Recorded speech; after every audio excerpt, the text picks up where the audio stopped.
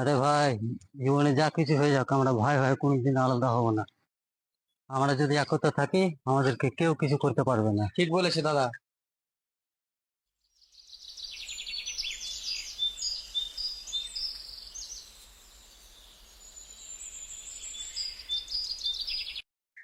আচ্ছা দাদা, তোমার বিয়েটা দিলে কেমন হয়? না রে ভাই, আমি বিয়ে করব না। তোদেরকে মানুষ করতে গিয়ে আমার বয়স পালিয়ে গেছে। এবার তোদের বিয়ে দেব। না দাদা, মানলাম, তবুও আপনার বিয়ে আগে দিতে হবে, ওটা আমাদের কর্তব্য।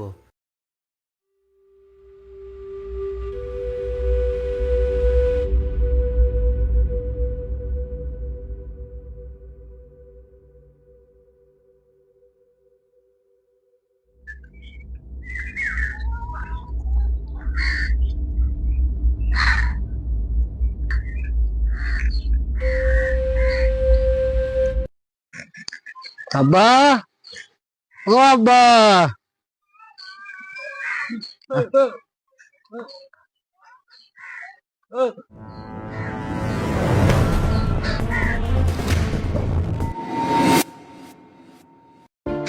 আব্বা, আব্বা কি হলো আব্বা? আব্বা, আব্বা কি হলো? আব্বা কি হলো আব্বা? আব্বা কি হলো? আব্বা কি হয়েছে আব্বা?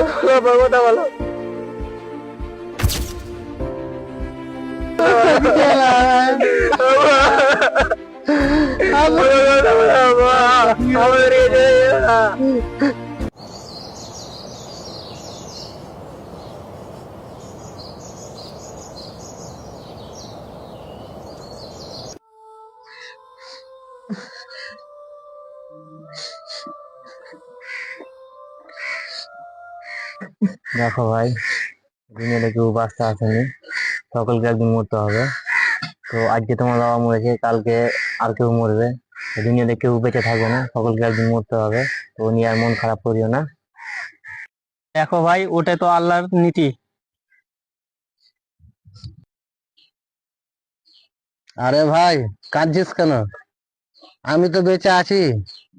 আমি বেঁচে থাকতে তোদেরকে বাবার অভাব বুঝতে দেবো না। বাবা মরে গেলে কে বা আর কার থাকে, এরকম বড় ভাই কত দেখা আছে। না, সবই ঠিক আছে, কিন্তু আপনার অভ্যাসটা গেল না, সব কাজে পাকামো। তাহলে তোমার কথা হিসেবে আমি ভুল বলেছি? এরকম সমাজে কত দেখেছি। এখন আপনারা চুপ থাকেন তো, আমরা তিন ভাই দেখছি। এখন আপনারা যেতে পারেন। চলো।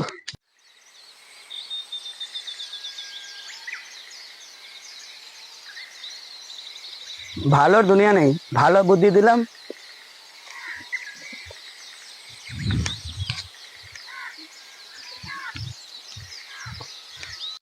দেখলি ভাই, এটাই হচ্ছে দুনিয়া, কেউ ভালো বলবে কেউ খারাপ বলবে।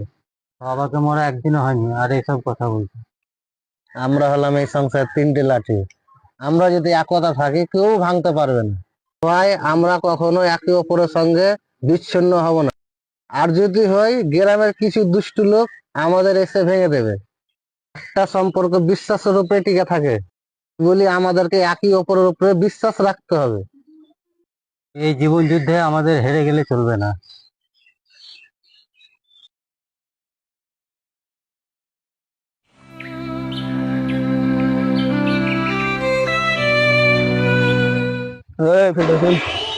ভাই তো বিয়ে করবে না, তো ওদেরও বিয়ে দিবে না। সব সম্পত্তি ও একাই ভোগ করবে। বুঝতে পারলি ব্যাপারটা? সম্পত্তি ভাই এখনই ভাগ করলে। যতদিন এই বুকে নিঃশ্বাস আছে ততদিন আমার ভাইদের উপরে বিশ্বাস আছে। বিশ্বাস শেষ হতে গেলে এই নিঃশ্বাসটা আগে শেষ হতে হবে। চাই দেবেন?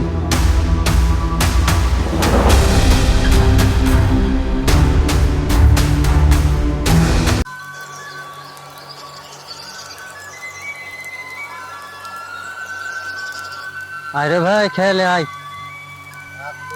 আয় খেলে আয়।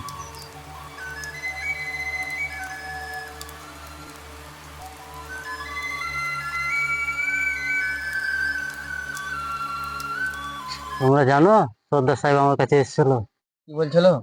জায়গার ব্যাপারে বলছিল, যে জায়গাটা তাড়াতাড়ি ভাগ করে দিতে হবে তোমাদের। তোমাদেরকে বলিনি গ্রামের কিছু লোক আমাদেরকে ভাঙাবে? একে অপরের উপরে বিশ্বাস রাখতে হবে।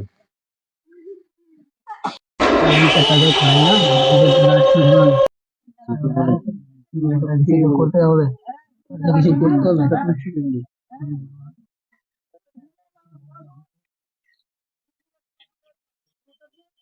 ও রয়েল শোন,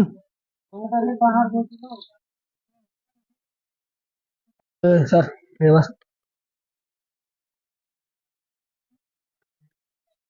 শুনলাম তোদের জায়গায় তোদের দাদা একাই সম্পত্তি সব ভোগ করছে। গ্রামের লোকের মুখে আর একটা কথা শুনলাম, তোর বাবার যত টাকা ছিল ব্যাংকে সব তোর দু ভাই নিয়ে নিয়েছে। তোকে কি দিয়েছে? এরা তো কথাটা ঠিকই বলছে। আমার ভাইদেরকে দেখছি কদিন থেকে চেঞ্জ হয়ে গেছে, টাকার কথা বলতে গেলেই এড়িয়ে যায়।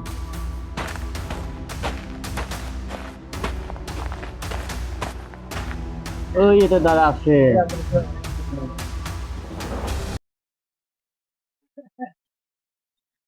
জমিটা তোমার ভাইদের ভাগ দিবা না, তুমি একাই আত্মসাৎ করবা?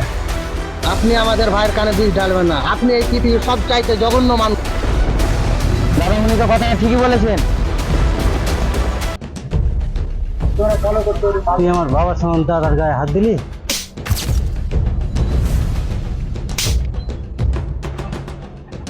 আজকে আমার বিচার চাই, আজকে জায়গার ভাগ করে নেব।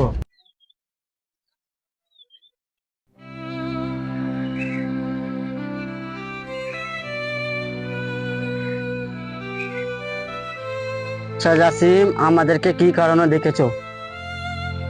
কখনো আগুন লাগা দেখেছো? হ্যাঁ দেখেছি, কেন বলো? ওই আগুন আমাদের বাড়িতে জ্বলেছে। রোয়েল, তুমি কি কারণে ডেকেছো? আমি আমার নিজের অধিকার ছিনিয়ে নেওয়ার জন্য আপনাদেরকে ডেকেছি। কারণ আমার দাদা আমার সাথে খুব বড় অন্যায় করেছে। তোমার দাদা কি অন্যায় করেছে 5টা লোককে বলো। আমার বাবার যত ব্যাংকে টাকা ছিল আমার দু ভাই সব খেয়ে নিয়েছে। কারণ আমার ভাই বিয়ে করে না, আমাদের দু ভাইকে আইবুড়ো রাখার জন্য। বিয়ে করলে বাচ্চা কাচ্চা হবে, তাদেরকে জমির ভাগ লাগবে। বিয়ে করলে সম্পত্তি লাগবে, তার জন্য তো দাদা আমার বিয়ে দেয় না। টাকার চিন্তা ভাবনা করো, কি নিয়ে বেঁচে দেখেছো? বিয়ে নিয়ে না জায়গা নিয়ে? আপনি জানেন না কিসের জন্য এখানে বিচার বসেছে? আগে জমি নিয়ে তারপরে বিয়ে নিয়ে। মানুষের প্রতি মানুষ যখন বিশ্বাস হারায় তখনই বিচার দেখে।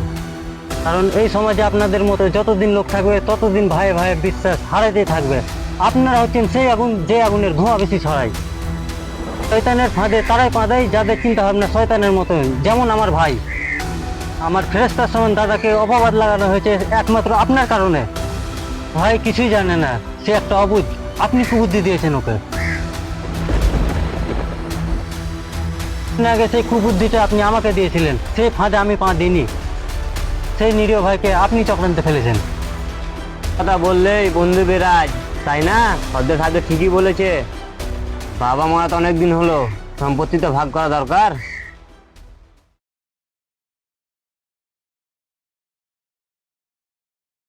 আচ্ছা বলো, কি কি কারনামা করতে হবে?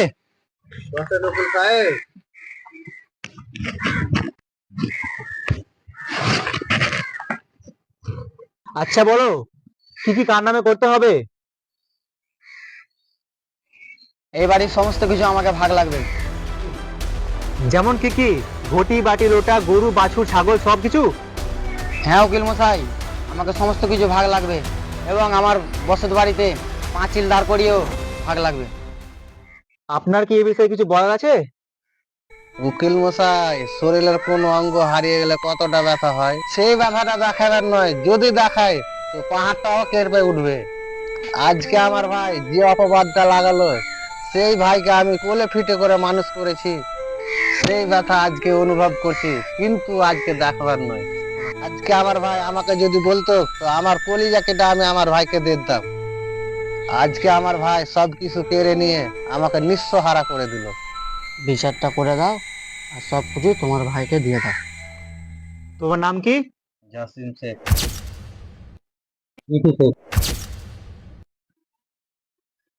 তোমার নাম কি? রোহেল শেখ।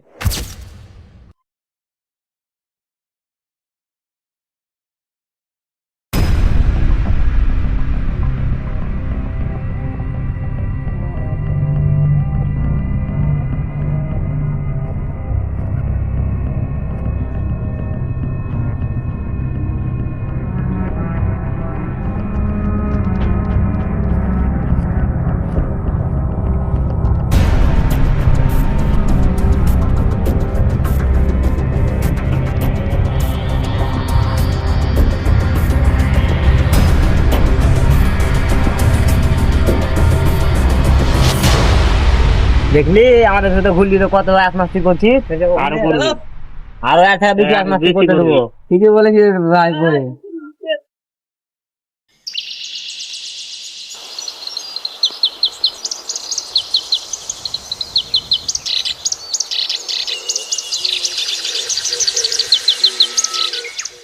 আরে ভাই, ওরা তো জমিতে সব জল জমে তো সবই ফসল নষ্ট করে দিল, কি করে ভাই?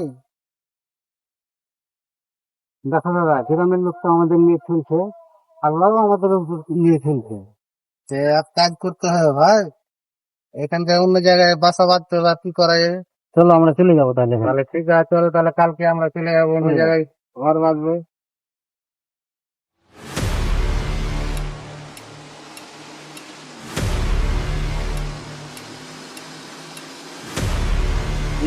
দেখছে তোমার ভাইরা কি করছে, তাই তো যে ভাই, দেখো। এ ফিটু দেখ দেখ কি কিনেছি দেখ, তুই তো সারা জীবন দাদার চামচা হয়ে থেকে গেলি। দেখ ফিটু দেখ কি কিনেছি দেখ, তুই তো পারবি না, সারা জীবন দাদার চামচা হয়ে থেকে যাবি। দেখ এনেছি দেখ। দেখছো দাদা আমাদের নিয়ে কিরকম করছে? আর কি করবো ভাই, জ্ঞান বুদ্ধি হয় না, আর কি করবি বল? আমি শুধু তোমার জন্য খেয়ে গেলাম।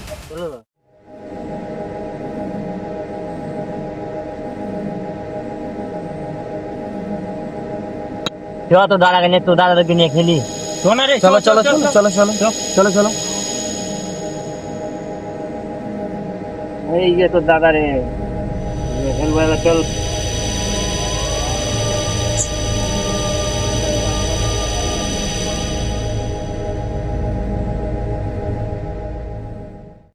দেখ ফিটু, তুই ওই জায়গাটা ভাগ করলে তোর দাদার কাছ থেকে, তোর ভাইকে দেখিস কত ইয়াস মাস্তি করছে, তুইও করে বেড়াবি। আমাদের কথাটা শুনে লেতেন। অন্ধ যখন চোখ পায় তখন সর্বপ্রথম লাঠিটাকেই ভুলে যায়। যেমন হচ্ছে আমার ভাই, সে লাঠিটাকে ভুলে গেছে, কিন্তু তুমি আমার কথা মিলিয়ে নিও, সে আবার ওই লাঠির কাছেই ফিরে আসবে। তুই তো বড় ভাই চামচা রে, তোকে বুঝিয়ে পারা যাবে না। মুখ সামলে কথা বল, আমার ভাইকে যদি একটা কথা বলিস দেখে নে তোকে মাটিতে পুঁতে দেবে। সেদিন আমার ভাই আমার গায়ে হাত দিয়েছে বলে কিছু বলি না, ওই জায়গায় তো তুই যদি থাকতিস তোকে মাটিতে পুঁতে দিতাম।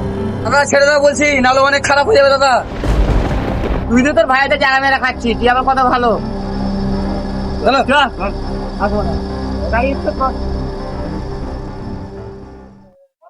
দাদা আর আমার সহ্য হচ্ছে না, চলো আমরা কাল সকালে ধুলিয়ান চলে যাবো, এখানে আর আমরা থাকবো না।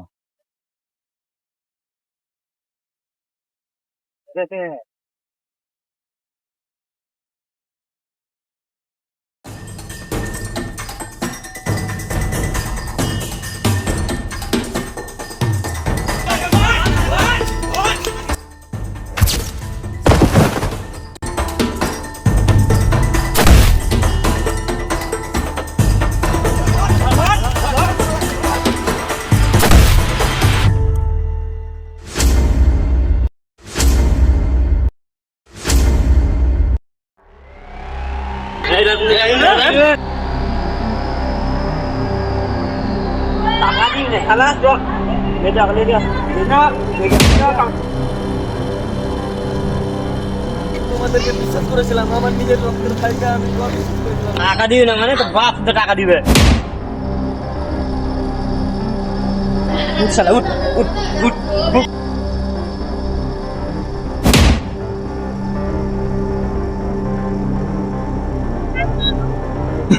আমাকে ছেড়ে দাও, আমাকে ছেড়ে দাও, আমাকে ছেড়ে দাও, আমাকে ছেড়ে দাও, আমাকে ছেড়ে দাও, আমাকে ছেড়ে দাও। কালকে যাতে আমার ভাগের টাকা আমার বাড়ি পৌঁছে যায়।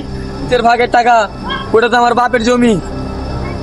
জায়গাটা তো আমরা ভাগ করে দিয়েছি, তো দাদা তোকে দিছিল না ভাগ। খুব তো কেটিএম গাড়ি দিয়ে তুই বাড়ি করে বাড়াই, টাকা কালকে দিয়ে আসবি বাড়িটা আমার। আমি তোমাদের কথা শুনে আমার ফেস্টের সম্বন্ধে আমাকে অপবাদ লাগিয়েছি, তাদেরকে বাড়ি ছাড়া করেছি একমাত্র তোমাদের কথা শুনে। কি বলছি তুই? দিবে উঠ উঠ। আল্লাহ, তুই কত পাগল আছে দেখছে না, তুই ফেরত আমার দাদাকেও অপবাদ করেছিস। ও দাদার মতন কেউ যদি দাদা পেতো তো মাথায় তুলে রাখতো। মনে থাকে আদি সম্পত্তি আমার বাড়ি পৌঁছে দিবি, ঠিক আছে? মিস না হয়। আমি কি করলাম? আমার রক্তের মতন দাদাকে অবিশ্বাস করলাম, কিছু মানুষের ভাঙানোর জন্য আমার দাদা ঠিকই বলতো, আমাদের সংসারে আমরা 3টি লাঠি, আজকে আমাকে সত্যি ভেঙে দিলে। দাদা তুমি আমাকে ক্ষমা করে দাও, আমি তোমার সাথে কিভাবে মুখ দেখাবো দাদা। দাদা তুমি আমাকে ক্ষমা করে দাও দাদা।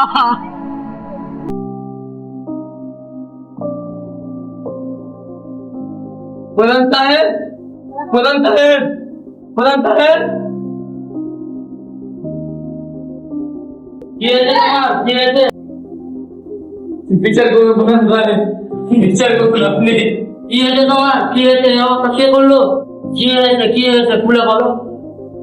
সুক্ষু এবং সুক্ষুর ভাইয়েরা আমার জমির ভাগ চাইছে। প্রধান সাহেব, তোমাকে ভাত চাইবে তোরে পাগল, তুমি তো মানুষ চিনতে পারো নি।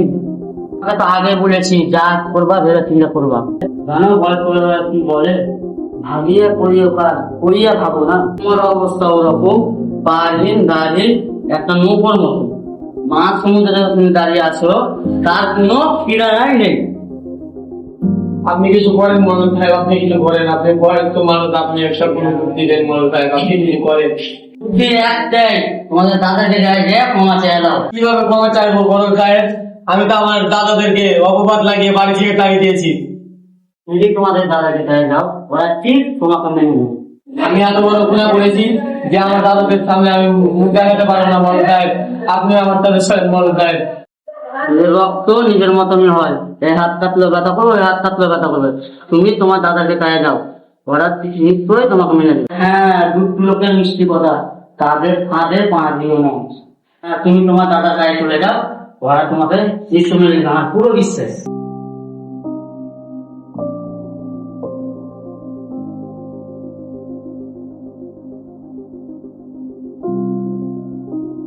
বাইরের লোকের কথা শুনে নিজের ভাইয়ের সাথে কোনোদিন কথা বলা বন্ধ করবেন না। নিজের বাড়ির গল্প অন্য কাউকে শোনাবেন না। সমাজে দুষ্ট লোক অনেক আছে, সেটার ফায়দা সময়ে উঠায় ওরা। সুগর ভালো লোকের থেকে সতর্ক থাকবেন।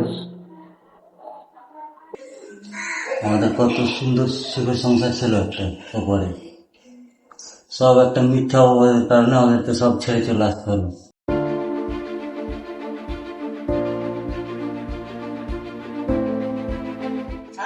বলছি তুমি জাসিম আর ফেটুকে চেনো? দিয়ার থেকে এসেছে জাসিম আর ফেটু। না আমি চিনি না, কিন্তু ওই মুদিখানা দোকান বলা একটু ঘর টাইপের, ওকে জিজ্ঞেস করতে পারো, ওই ভালোভাবে জানে।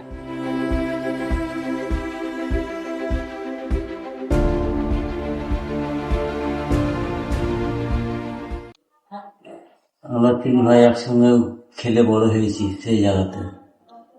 আমাদের বাবার ভিটের মাটি সব আমাদেরকে ছেড়ে আসতে হলো একমাত্র আমার ছোট ভাইয়ের মিথ্যা অপবাদের কারণে। আরে ভাই, আমাদের ছোট ভাইটা নাদান, সে তো কিছুই বোঝে না। হয়তো কেউ গ্রামের বন্ধু বান্ধব হয়তো ভাঙিয়েছে, কেউ ওই চাক্কারে পড়েছে, এরকম হয়ে সেই এই দাতা হয়ে আছে। আর দাদা শুধু গ্রামের লোকের দোষ দিলে হবে? তার তো নিজস্ব জ্ঞান বুদ্ধি আছে। সে তো অনেকদিন থেকে বলতো এমটি গাড়ি নিবো, এমটি গাড়ি নিবো। আরে ভাই, আমাদের ছোট ভাইটা নাদান, সে গ্রামের কিছু দুষ্টু লোকের পাল্লায় পড়ে সে খারাপ হয়ে গেছে। আরে ভাই, বাবার টাকাটা তো ব্যাংকে উঠাতে গেছিলাম, কিন্তু ব্যাংকওয়ালা বাবার অ্যাকাউন্টটা তো বন্ধ করে রেখেছে। তার জন্য আমার ছোট ভাই ওই টাকাটার ব্যাপারে আমাদের মিথ্যা অপবাদ লাগালো। তুমি ওটা 1000 বার বলো, কিন্তু ওটা আমার ভাইয়ের কাজ হবে না, ওটা সর্দারের কাজ আছে। সে কি মাছ ভেঙে খেতে জানে না?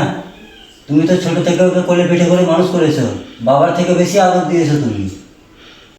আমাদের ভাই এরকম হতে পারে না, তোমার চিন্তা ভাবনাটা ঠিক করো। ওটাই তো আমি চিন্তা করছি দাদা, নিশ্চয়ই ওকে সর্দার সাহেব ভাঙিয়েছে। না জানি কেমন আছে আমার ভাই সেই শিয়ালদের কাছে। আমার অ্যাকাউন্টে টাকা নেই জানলো কি করে? তুমি চিন্তা ভাবনা করে দেখেছো? তাহলে জানলো কেমন করে আমার বাবার অ্যাকাউন্টে টাকা নেই? দাদা আপনি ফিটু আর জাসিমকে চেনেন? কোন জাসিম আর ফিটু? দিয়ার থেকে এসেছে। জাসিম আর ফিটু এখানে তো বাড়ি। আমাকে একটু নিয়ে চলেন না দাদা। চলেন, দেখিয়ে দিচ্ছি।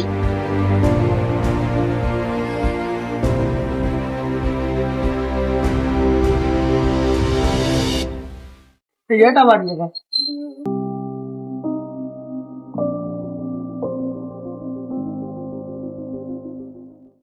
দাদা দাদা দাদা দাদা দাদা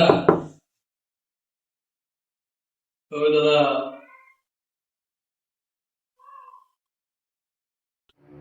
দাদা আমি রোহেল দরজা খুলো দাদা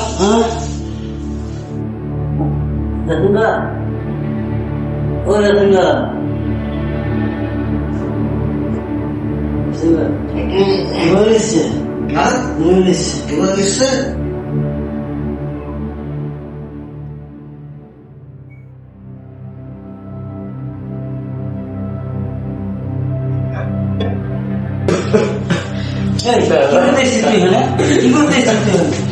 তোকে ভয় নেই তোর ভাই তো মারা গেছে, তোর ভাই তো সে সুখু আর আলকানো সর্দার।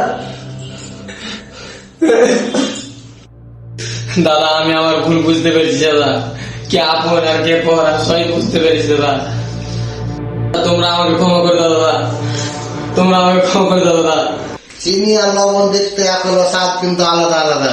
মানুষ মানুষের মতো দেখতে হলো, কিছু মানুষের অন্তর বিষ ভরা। এটা বুঝতে হবে না ভাই। আমাদের দাদা কি বলেছে রে ভাই, তোর মনে আছে? হ্যাঁ, আমরা এই সংসারে তিনটে লাঠি, যা একসঙ্গে থাকলে কেউ ভাঙতে পারবে না, কিন্তু তুই আলাদা দেখ, তোকে ভেঙে দিয়েছে, গুড়িয়ে দিয়েছে। আর দেখ আজকে আমরা কি বাড়ি তৈরি করেছি, যে থাকছি। একতাই হচ্ছে আসল বল, আর যে আলাদা হয়ে যায় সে কিন্তু দুর্বল, বুঝলি রে ভাই?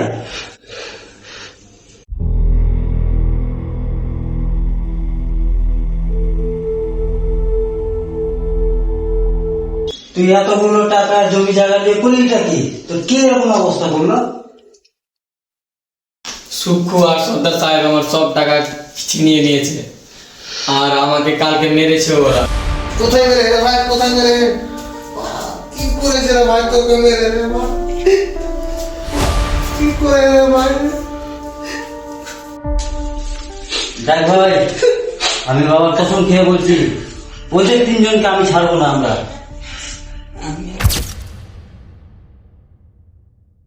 রক্তের সম্পর্ক এটা বিশ্বাসের বাঁধন, যেখানে ভালোবাসা গড়ে তোলে জীবন।